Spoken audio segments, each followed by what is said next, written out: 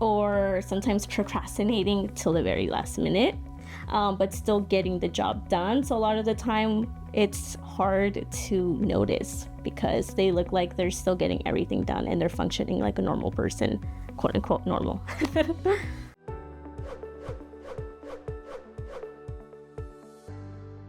I'm Lesli Jaimes. I am a counselor here at Clear Behavioral Health.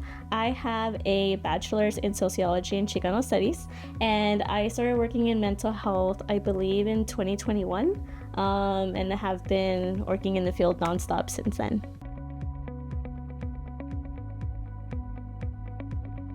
High functioning anxiety for a teen, I would say still showing up to school.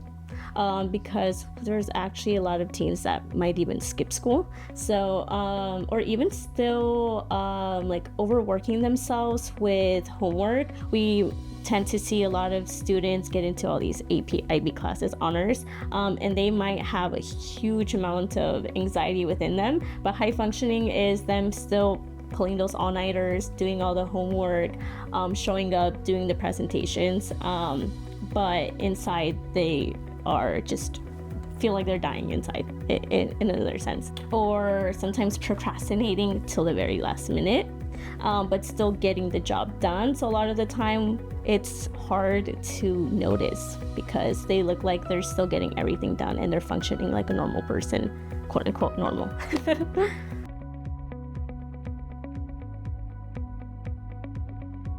I could say yes, definitely, because a lot of people really rely on a specific schedule, specific structure. So not having that secure structure for 2-3 months can be very anxiety inducing, especially for people who or type A, as people say on social media, that like to have everything scheduled to the T.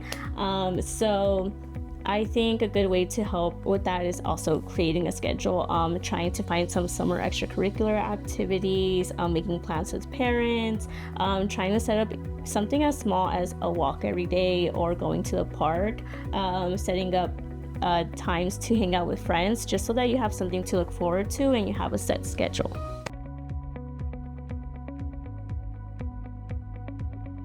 So improper teens, even though most of the time teens say that they hate it or don't want to engage in it, it actually helps distract us teens in a very healthy way. A lot of the time they're in a very stressful environment outside of Clear. We obviously don't always know what's going on behind the scenes, but even just having an hour full of playing silly games and pretending to be someone else is a healthy way to distract yourself.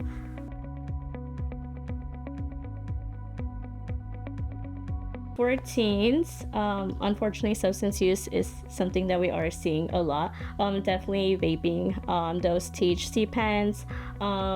There's a huge hook on nicotine right now.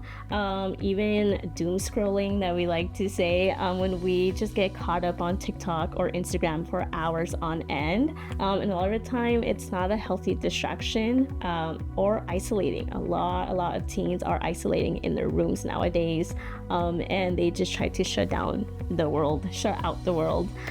So doom scrolling, isolating, and substance use.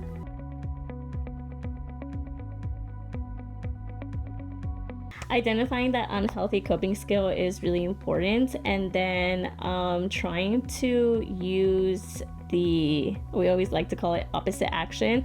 Try to challenge yourself to do the opposite of what you want to engage in. So instead of isolating, reaching out to a friend, whether it be texting them, even something as simple as sending them an iMessage game could be way more helpful than isolating or taking a hit on a pen. If you're experiencing depression and anxiety, please feel free to call Clear Behavioral Health today.